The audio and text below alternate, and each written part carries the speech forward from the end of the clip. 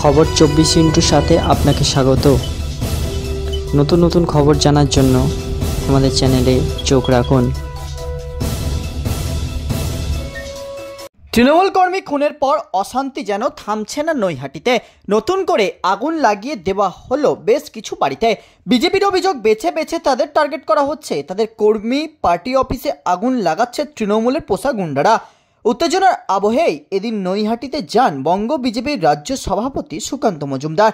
পুলিশের ভূমিকায় ক্ষোভ উগড়ে দেন তিনি। তার দাবি, 20 থেকে 25টা বাড়ি ভাঙচুর হয়েছে, অনেক বাড়িতে আগুনও লাগিয়ে দেওয়া হয়েছে। ক্ষোভের সঙ্গেই তিনি বলেন, মমতার পুলিশ একবারও আসেনি, সুকান্ত মজুমদার এসেছে বলে পুলিশ এসেছে, কিন্তু তদন্ত করতে একবারেও আসেননি তিনি। ভাড়া করা লোক দিয়ে এই কাজ করা হচ্ছে, ভাড়া করা গুন্ডা দিয়ে বিজেপির কার্যালয়ে ভাঙচুর চলছে। তৃণমূল কংগ্রেস চাইছে এলাকাটা দখল করতে। সুকান্ত সাফ দাবি, রেষারেষির ফল এটা। তার কথায়, যে খুন হয়েছে সে 21 সালে গুলি চালিয়েছিল। আপনি আমার উপর গুলি চালালে আজ না হয় কাল তো আপনাকে গুলি খেতেই হবে, এটাই পৃথিবীর নিয়ম। সমান ও বিপরীত প্রতিক্রিয়া তো হবেই।